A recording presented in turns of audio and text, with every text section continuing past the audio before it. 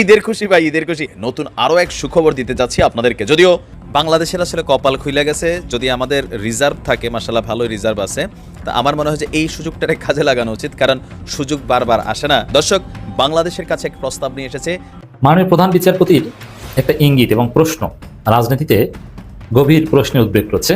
Doctor Yunus সরকারের আলোড়ন সৃষ্টিকারী যুগান্তকারী সিদ্ধান্ত, 54 বছরের ইতিহাসে অন্যতম শ্রেষ্ঠ সিদ্ধান্ত। তাহলে তো ঘটনা পুরোপুরি ঘটে যায়। কিন্তু যেটা দিছে এটাকে বলে একেবারে চিকনে বাঁশ দিয়ে দেওয়া। হ্যাঁ, একদম লম্বা আছিলা বাঁশ। খেলা কিভাবে খেলতে হবে, বিশেষ করে দাবা খেলা যারা জানে তারা বুঝবেন কথাটা। খুব ঠান্ডা মাথায় খেলতে হয়, পৃথিবীর সব চিন্তা বাদ দিয়া ওই খেলার দিকে মনোযোগ দিতে হয়। পিছনে যারা আছে, বড় ভাইরা মুরব্বীরা যা বলে, বুদ্ধিমানরা সেইভাবেই চলে। ফজা পাগলা যে পথে, লুলা পাগলাও সেই পথে। আয় রে, বিপিনুর করলোটা কি বন্ধুরা দেখেন? বিপিনুর এই সাপের লেজ দিয়ে গাছ ঝুলকাইছে। এইবার আপনি টের পাবেন, ওই যে ফজা পাগলা যে পথে গেছে, আপনি লুলা পাগলা সেই পথে যাবেন। আমার মনে হয় রুমিন ফারহানার রাজনৈতিক ক্যারিয়ারও ওদের মতোই, অন্যান্যদের মতোই এখানেই ইতি ঘটলো। সে আর মাথা উঁচু করে দাঁড়াতে পারবে বলে আমাদের কাছে মনে হয় না। বিশেষ করে যদি আভিজাত্য বোধ থাকে, আত্মসম্মান বোধ থাকে, তাহলে আমার মনে হয় রুমিন ফারহানা অন্য কোনো জায়গায় এই ঘটনার পরে আর সে কোথাও টকশোতে গিয়ে বড় বড় করে কথা বলবে না, যদি আত্মসম্মান বোধ থাকে। র মাঠে নেমে পড়েছে, তার সবচেয়ে সবল চিহ্নটাই হলো ফজলুল। ফজলুল নেমে পড়া মানে র মাঠে নেমে পড়ছে। এটাই তো হাসিনার বক্তব্য, এটাই রয়ের বক্তব্য, এইটাই আবার। প্রিয় দর্শক, গুরুত্বপূর্ণ কিছু হাতে পাওয়া ভিডিও ফুটেজ আপনারা ইতিমধ্যে দেখেছেন। আরো কিছু গুরুত্বপূর্ণ তথ্য তুলে ধরবো। তার আগে অনুরোধ করবো, যারা আমাদের এই ভিডিওটিতে নতুন এসেছেন অবশ্যই ভিডিওটিতে একটি লাইক দিবেন, এবং যারা চ্যানেলটিতে নতুন দর্শক আছেন অবশ্যই চ্যানেলটি সাবস্ক্রাইব করবেন। তো চলুন কথা না বাড়িয়ে আমরা সম্পূর্ণ ভিডিওটি দেখে আসি। যাকে আমরা ফজু পাগলা বলে বলি, এর ক্যারিয়ার শেষ। এ ইতিপূর্বে 4 বার দল চেঞ্জ করেছে, তারপরেও সে যদিও বড় বড় গোলায় আদর্শের কথা বলে, আর দল যে চেঞ্জ করে বারবার, এই দল রেখেও দল, ও দল রেখেও দল, এই আদর্শ থেকে যে আদর্শের উপর স্থির থাকতে পারে না, আদর্শ পরিবর্তন করে, তার আবার চরিত্র কিসের আদর্শের কথা সে বলে। এই সমস্ত লোকজনের আদর্শ নিয়ে আমাদের চলতে হবে? যারা এরা তো চরিত্রহীন বলে লোকজন, যে যেখানে সুবিধা পাচ্ছে না অন্য জায়গায় চলে যাচ্ছে। তো এই ফজলুর রহমানের ক্যারিয়ারও কিন্তু একেবারে শেষ। আমরা সর্বশেষ দেখলাম রুমিন ফারহানাকে ধরেছেন পিনাকি ভট্টাচার্য। রুমিন ফারহানাকে গতকাল পিনাকি ভট্টাচার্য এমন ভাবে ধরেছে, আমার মনে হয় রুমিন ফারহানার রাজনৈতিক ক্যারিয়ারও ওদের মতোই, অন্যান্যদের মতোই এখানেই ইতি ঘটলো। সে আর মাথা উঁচু করে দাঁড়াতে পারবে বলে আমাদের কাছে মনে হয় না। বিশেষ করে যদি আভিজাত্য বোধ থাকে, আত্মসম্মান বোধ থাকে, তাহলে আমার মনে হয় রুমিন ফারহানা অন্য কোনো জায়গায় এই ঘটনার পরে আর সে কোথাও টকশোতে গিয়ে বড় বড় করে কথা বলবে না, যদি আত্মসম্মান বোধ থাকে। কিভাবে শুরুটা হয়েছিল, তিনি টকশোতে গিয়ে, তিনি কিন্তু প্রচুর টকশো করেন, তো টকশোতে গিয়ে তিনি ছাত্র শিবিরকে বললেন যে এরা মুনাফেক, যারা পরিচয় গোপন করে রাজনীতি করে এরা মুনাফেক। পিনাকি ভট্টাচার্য একেবারে স্বয়ং তার পিতাকে মুনাফেক বানিয়ে দিলেন। মুনাফেক শেখ রুমিনুর রহমান, শেখ হাসিনার সুবিধাভোগী। আপনি শেখ হাসিনার কাছ থেকে সুবিধা নিয়েছেন, আপনি প্লটের জন্য আবেদন করেছেন, প্লটের জন্য আপনি বলছেন যে আমি আবেদন ওই দিনই উইথড্র করে নিয়েছিলাম। আপনি কেন উইথড্র করে নিয়েছেন? আপনি আবেদন করেছিলেন কেন? আপনার কি জায়গা জমির অভাব? আপনার কি ফ্ল্যাট বাড়ির অভাব? আপনি শেখ হাসিনার কাছে প্লট চাওয়া মানে তো আপনার নৈতিকতার প্রশ্ন দাঁড়ায়, আপনার নৈতিকভাবে আপনি দুর্বল। কেন আপনাকে প্লট চাইতে হলো কেন? আবার আপনি নির্বাচনী ইশতেহারে ঘোষণা দিয়েছিলেন যে আপনার কোনো প্লট নাই, আপনার কোনো জায়গা জমি নাই, বাড়িঘর নাই, অথচ এই যে এগুলো কি পিনাকি ভট্টাচার্যের এখানে এই প্রমাণ আছে, তারপরে আমি আবার দেখাই দিচ্ছি এগুলো। এটা তো আপনার চট্টগ্রামে আপনার নামে ফ্ল্যাট আছে, ঢাকাতে আপনার নামে ফ্ল্যাট আছে, তো আপনি সেখানে তাহলে আপনি মিথ্যা তথ্য গোপন করলেন। এটা কোন ধরনের মুনাফিকি? এটা কি অসত্য তথ্য নয়? বিগত শেখ হাসিনা সরকারের আমলে যখন বিএনপি জামাতের কোনো লোক ঘরে ঘুমাতে পারেনি, তখন কি হয়ে আপনি তখন শেখ হাসিনাকে বৈধতা দিয়েছেন? এটি তো মিথ্যা নয়। কুসুম কুসুম সমালোচনা করে আপনি তাদেরকে বৈধতা দিয়েছেন। তো এটা তার কাছে ফ্ল্যাট চেয়েছেন, প্লট চেয়েছেন, শামীম ওসমানের সাথে আপনার সম্পর্ক ভালো। এখন প্রশ্ন উঠতে পারে যে পিনাকি ভট্টাচার্য রুমিন ফারহানার উপরে এতটা খেপলেন কেন? খেপার তো যথেষ্ট কারণ আছে। কারণ রুমিন ফারহানা এবং ফজলুর রহমানরা 5 আগস্টের পরবর্তী সময়ে ওই যে তাদের ভিতরে যে মুজিব প্রেম, আওয়ামী প্রেম, এগুলো তো তারা আসলে গোপন রাখতে পারছিল না। মূলত তারা আসলে ওইখানেরই লোক। বাংলাদেশের আপামর জনসাধারণ উত্তেজিত হবার একমাত্র কারণ আপনি জুলাই যোদ্ধা, আমাদের ব্ল্যাক ডায়মন্ড হাসনাত আব্দুল্লাহকে আপনি যাচ্ছে তাই ফকিন্নির পুত বলে গালিগালাজ করেছেন। এটি কোনো সভ্য সমাজের ভাষা হতে পারে না। এটি রুমিন ফারহানা, যারা শামীম ওসমানদের সাথে যাদের লিয়াজ থাকে, তারাই কেবল বলতে পারে। আপনার এই পোস্টের পরে খুশিতে লাফিয়ে উঠেছে শামীম ওসমান, নিঝুম মজুমদার, মেহের আফরোজ শাওন, এরা লাফিয়ে উঠেছে খুশিতে। সুতরাং আপনি কাদের পারপাস সার্ভ করছেন এটা তো খুব সহজেই বোঝা যায়। এর জন্য তো রকেট সায়েন্স পড়া লাগে না। এই রুমিন ফারহানার রাজনৈতিক ক্যারিয়ারে যে বাঁশটা দিয়েছে, আমার কাছে মনে হয় না যে এই বাঁশের ভারে রুমিন ফারহানা পরবর্তীতে মাথা উঁচু করে দাঁড়াতে পারবে। মাননীয় প্রধান বিচারপতির একটা ইঙ্গিত এবং প্রশ্ন রাজনীতিতে গভীর প্রশ্নে উদ্বেগ করছে। এবং প্রধান বিচারপতির সংশয় প্রশ্ন। ওদিকে দিল্লিতে হাসিনার সাথে এস আলমের গোপন মিটিং, ভারতের ষড়যন্ত্র, নভেম্বর ডিসেম্বরকে কেন্দ্র করে দেশে নাশকতা সৃষ্টি, ডিসেম্বরের মধ্যে ইউনূস সরকারকে বিদায় করা, বিএনপিও আবার ভারতের ষড়যন্ত্রের সাথে তাল মেলানো, তাদের সব মিলে আর 111 যারা ঘটাতে চায় তারা তো আর বসে নেই। আর দেশে একদিকে সংকট আছে, সব মিলে 111 ঘটা এটা খুব সহজ, এটা কঠিন কিছু না। দেখেন, দেশে এই মুহূর্তে আদৌ কোনো সংবিধান নেই, দেশে সাংবিধানিক সংকট, মানে সংবিধান নেই, সংবিধান হাসিনা নিয়ে পালিয়ে গেছে। তার ফলে আপিল বিভাগ বলেছে যে একটা সরকার গঠন করুক, সেই সরকার ইউনূস সরকার। ইউনূস সরকার এমন এমন কাজ করেছে যেগুলো সংবিধানে কোনোভাবে অ্যালাউ করে না। এই সংবিধান অনুযায়ী ইউনূস সরকার এবং ইউনূস সরকারের বৈধতাদানকারী সবার ফাঁসি হওয়ার কথা। যেমন যে বিএনপি কি মাথা মোটা, দেখেন এরা 90 দিনের মধ্যে নির্বাচন চায় এবং এই এক্সিস্টিং সংবিধানের অধীনে। আর এই সংবিধানকে যদি আমরা বহাল ধরি তাহলে তো হাসিনা পালানো যদি মেনে নিই, তাহলে তো হাসিনা পালানোর বা পদত্যাগের যদি পালানোর কথা সংবিধানে নাই, ঠিক আছে, থাকে না, পদত্যাগে যদি ধরে নিই, সরকার তো বলছে পদত্যাগ, তাহলে এই সংবিধান অনুযায়ী পদত্যাগে 90 দিনের মধ্যে বা সংসদ ভেঙে যাওয়া 90 দিনের মধ্যে নির্বাচন হওয়ার কথা। তো 90 দিন তো পার হয়ে গেছে অনেক আগে, তাহলে বিএনপি তো এই সংবিধান মানে না। তো এই সংবিধান অনুযায়ী কোনোভাবে এই সরকার বৈধ নয়। তাহলে দেশ কোন দিকে যাচ্ছে? একদিকে এই সংবিধান অনুযায়ী এই সরকার অবৈধ, আবার বলছে যে এই সংবিধানে আমরা মানি, বিএনপি বলছে এই সংবিধান মানি, এবং এই সংবিধান অনুযায়ী অনেকটা দেশ চালানোর চেষ্টা করা হচ্ছে। আবার একটা সুষ্ঠু নির্বাচন এটা জাতির একদম মৌলিক প্রত্যাশা। এখন নির্বাচন হবে কি সেই দলীয় সরকার অধীনে, অন্তর্বর্তীকালীন সরকার অধীনে, তত্ত্বাবধায়ক সরকার নিঃসরণী চলছে। এক্ষেত্রে মাননীয় প্রধান বিচারপতি বলছেন যদি তত্ত্বাবধায়ক সরকার ফিরিয়ে দিই, এটি কবে থেকে কার্যকর হবে? এই যে প্রশ্ন, এই প্রশ্ন কোনো উত্তর আছে? বিএনপি বলছে নির্বাচনের আগে পার্লামেন্ট ছাড়া কেউ সংবিধানে হাত দিতে পারবে না। যদি হাত দিতে না পারে তাহলে তত্ত্বাবধায়ক সরকার অধীনে নির্বাচন সম্ভব নয়। নির্বাচন হবে কোন সরকার অধীনে? ইউনূস সরকার অধীনে। এটা তো সংবিধান অনুযায়ী অবৈধ। তাহলে আপনি কি করছেন? আপনি সংবিধান বাতিল চান না, পরিবর্তন চান না, নতুন সংবিধান চান না, গণপরিষদ নির্বাচন চান না, আপনি বিপ্লব বলতে রাজি না, যে সবকিছু নতুন ভাবে ঢেলে সাজাতে হবে সেটাও রাজি না, আবার 90 দিনও নির্বাচন চান না, 90 দিন পার হয়ে গেছে, আপনি ফেব্রুয়ারিতে মানে কি এগুলো? এখন প্রধান বিচারপতি বা যদি আপিলেট ডিভিশনের রায় আসে চূড়ান্ত, তত্ত্বাবধায়ক সরকার বহাল, কবে থেকে বহাল? এটা সংবিধানে তো ঢুকাতে হবে, কোর্ট বললেই তো বহাল হয় না, মানে কোর্ট বলবে সংবিধানে এটা ঢুকাও, এখন কে ঢুকাবে? এই যে সংকটগুলো, এভাবে একটা দেশ চলতে পারে না। এই ধরনের একটা বিশৃঙ্খল পরিস্থিতিতেই 111 আসে, তৃতীয় কেউ সুযোগ নেয় এবং নিবে, এটা অনিবার্য। যেমন দেখেন, এনসিপি বলছে নতুন সংবিধান হতেই হবে, এই সংবিধান আমরা মানি না, নতুন সংবিধান ছাড়া আমরা নির্বাচনে যাবো না। জামাত চরমনে একই কথা বলছে। বিএনপি বলছে আমরা এই সংবিধানে মানি, এটা শহীদের রক্তের উপর ভিত্তি করে তৈরি করা সংবিধান। আবার এই সংবিধান লঙ্ঘন হয়েছে অনেক আগে, এই সংবিধান মানলে নির্বাচনের তারিখ অনেক আগে চলে গেছে। তো দর্শক, আবার তত্ত্বাবধায়ক সরকার, নির্বাচন কোন সরকার অধীনে? নির্বাচন কমিশন কোন আইনে? হাসিনার আইনে। তো এই যে একটা বিশৃঙ্খলা, এই পরিস্থিতিতেই 111 যে কোনো সময় ঘটে যেতে পারে। প্রধান বিচারপতি ডক্টর সৈয়দ রেফাত আহমেদ বলেছেন, প্রধান বিচারপতি কিন্তু অসাধারণ মানুষ। এখন এই সংকট থেকে উত্তরণের উপায় আছে। প্রফেসর শাহিদুজ্জামান স্যার, আমার শিক্ষক, আন্তর্জাতিক সম্পর্ক বিভাগের অধ্যাপক, তিনি যেটা বলেছেন যে ছেলেরা ইউনূস যদি বেইমানি করে তোমরা প্রধান বিচারপতির কাছে যাও।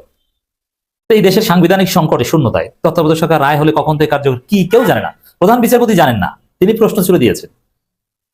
এই ক্ষেত্রে প্রধান বিচারপতির স্পেশাল সমাধান লাগবে। প্রধান বিচারপতির নেতৃত্বে কোনো সরকার হতে পারে, অথবা তিনি জাতীয় সরকারের জন্য আহ্বান জানাতে পারেন যে আমি শপথ করবো আপনারা যা সবাই মিলে একটা সরকার গঠন করেন, যে সরকারের ক্যারেক্টার হয় বিপ্লবী সরকার। জরুরি ভিত্তিতে আপনারা গণপরিষদ নির্বাচন দিয়ে একটা সংবিধানের মাধ্যমে সেই সরকারের বৈধতা দেন। হাসিনা যেভাবে সংবিধান নিয়ে পালিয়েছে তাতে ওই সংবিধান অনুযায়ী আর চলে না। আমরা তত্ত্বাবধায়ক সরকার কি করবো? নির্বাচন কিভাবে হবে? কোনো কিছু তো ঠিক নেই। সে নির্বাচন বৈধ না অবৈধ, মানে এটা কি ঠিক করবে? হাসিনা এখন নিজেকে প্রধানমন্ত্রী দাবি করেন, সেটা আপনি রিভিউ করতে পারছেন না, তাহলে কি চলছে? প্রধান বিচারপতি জানে না। এই জন্য ক্রিয়েটিভ সমাধান বের করা ছাড়া কোনো উপায় নেই, বিপ্লব ছাড়া কোনো উপায় নেই। নইলে রাজনৈতিক দল, সমন্বয়করা, ছাত্র নেতারা, এরা সবাই মিলে যদি টাইমলি প্রধান বিচারপতির সাথে ডিসকাস করে কোনো ডিসিশনে পৌঁছাতে না পারে, তাহলে অনিবার্যভাবে দেশে 111 আসবে। দেশে জামাত চরমনাই এনসিপি আন্দোলন শুরু করে দেবে, আওয়ামী লীগ সেখানে একটু স্যাবোটাজ করার চেষ্টা করবে। ইউনূস রাগ হয়ে এমনি চলে যেতে চান যে কোনো সময়, ইউনূসকে একটু সেনাবাহিনী ধমক টমক দিলে তিনি এমনি চলে যাবেন, 111 এসে যাবে। তিনি বলেছেন তত্ত্বাবধায়ক সরকার ফিরিয়ে দিয়ে সাময়িক সমাধান দিতে চায় না আপিল বিভাগ। এটা রহস্যময় প্রশ্ন। ফিরিয়ে দিতে পারে কিন্তু সাময়িক সমাধান দিতে চায় না, কারণ কি? ফিরিয়ে দিলে এটা এরপর কি? কারা এটা সংবিধানে ইনকর্পোরেট করবে? নির্বাচনকালীন সরকার নিয়ে কার্যকর সমাধান চায় আপিল বিভাগ।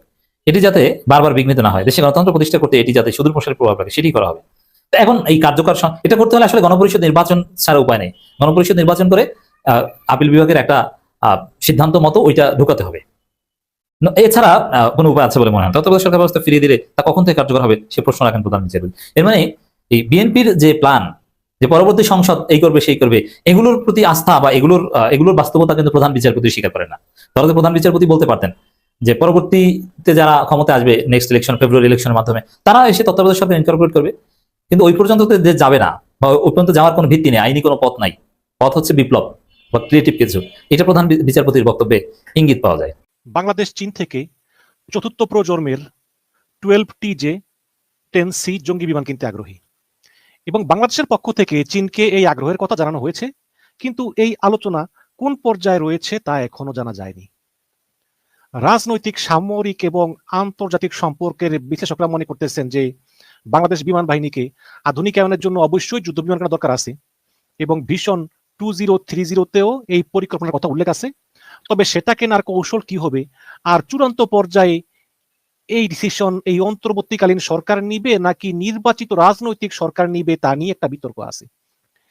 অন্তর্বর্তীকালীন সরকারের প্রধান উপদেষ্টা অধ্যাপক ডক্টর মোহাম্মদ ইউনূস গত মার্চে চীনের প্রেসিডেন্ট শি জিনপিং এর সঙ্গে বৈঠকে চীনা যুদ্ধ বিমান কেনার আগ্রহ প্রকাশ করেন, এবং পররাষ্ট্র উপদেষ্টা মোহাম্মদ তৌহিদ হোসেন বলেন যে প্রধান উপদেষ্টার সঙ্গে চীনের প্রেসিডেন্টের বৈঠকে জঙ্গি বিমান কেনা নিয়ে আলোচনা হয়েছে, এবং জানা গেছে যে চীনের প্রেসিডেন্ট তখন ইতিবাচক মনোভাব দেখান।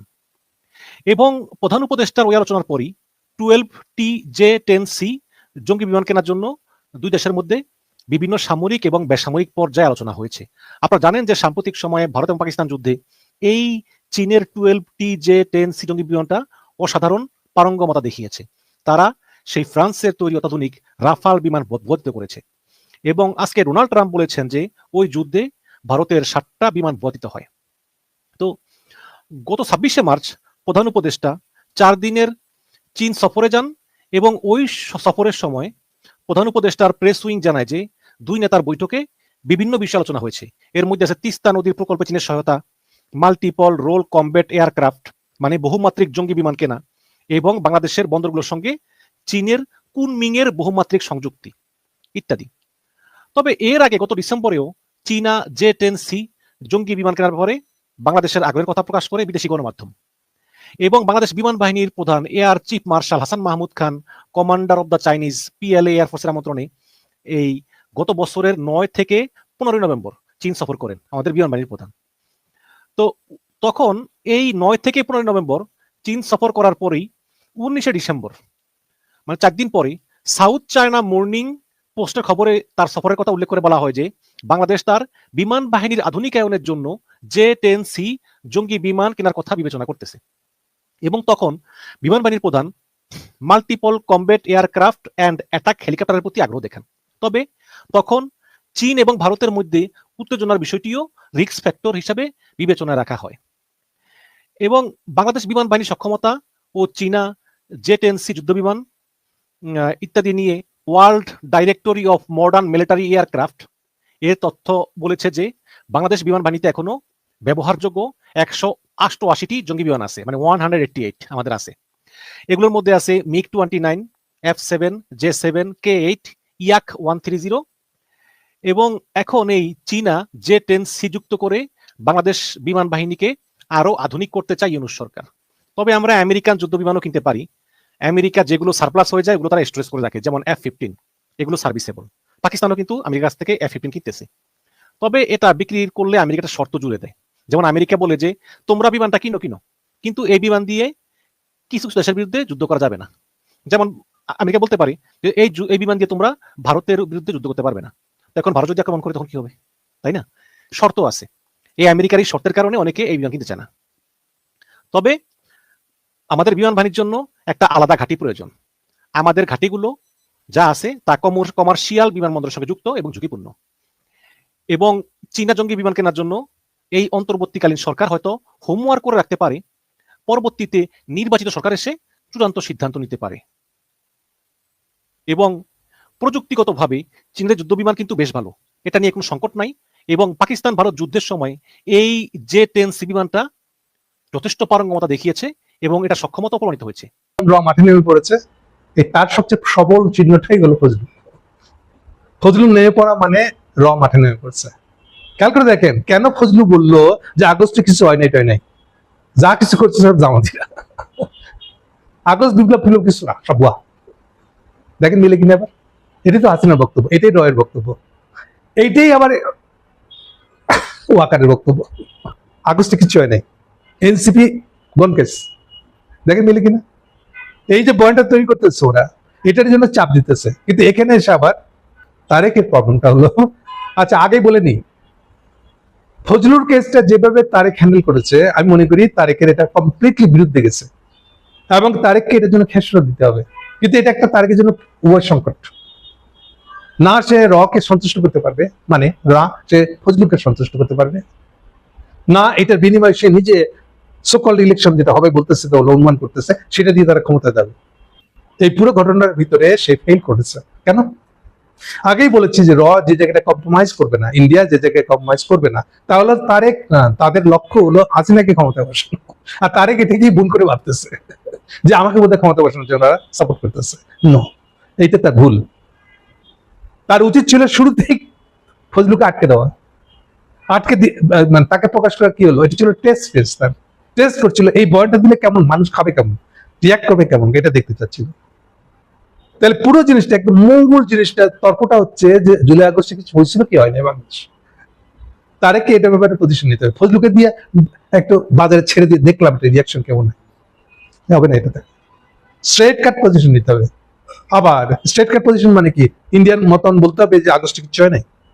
এটা যদি বলে কি লাভ হবে তার? না, কারণ ইন্ডিয়ান লক্ষ্য তো তারেককে ক্ষমতায় বসানো না, ইন্ডিয়ার লক্ষ্য কিন্তু হাসিনাকে ক্ষমতায় বসানো। এটা আমি খুব নিশ্চিত হয়ে বলতেছি আপনাদেরকে, শতভাগ নিশ্চিত হয়ে বলতেছি এই কথাটা। বাড়ির দিক থেকে অনেক কিছু এদিক ওদিক দেখতে পারেন না, তাহলে এটার মানে কি, ওটার মানে কি। এই জন্য কথা একটাই, আমি মনে করি ফজলুকে মাঠে নামতে দেওয়াটা তার ভুল হয়েছে। আর নামার পরে যে ব্যাপারটাকে সলভ করার চেষ্টা করেছে, অনেকে বাহবা দিচ্ছে, অনেকে ফেসবুকে স্ট্যাটাস দিয়েছে, আর তারেক মনে বুদ্ধিমান কিন্তু হয় না, দেখছো না মাত্র 3 বছর শাস্তি দিয়ে ব্যাপারটাকে সামলা হয়েছে। কেউ তলে হাত দিয়ে দেখতেছে না যে ফজলুকে এই কথা বলতে দিল কেন, আর ফজলু এই কথা বললো কেন, 5 আগস্ট কিচ্ছু হয় না, এটা বলতে চাচ্ছে কেন? সবই জামাত ইসলামের দোষ। এইটা হলো আরেকটা সিম্পটম। কেউ যখন দেখবেন যে সবকিছু জামাত ইসলামের দোষ বলে খেলতেছে, বুঝবেন এটা হলো রয়ের পরিকল্পনা, জেনে না জেনে সে রয়ের পরিকল্পনা স্থাপন করতেছে। সো এনিওয়ে, এই হলো বিএনপির যারা আছে তারা মনক্ষুণ্ণ হবে না একটু।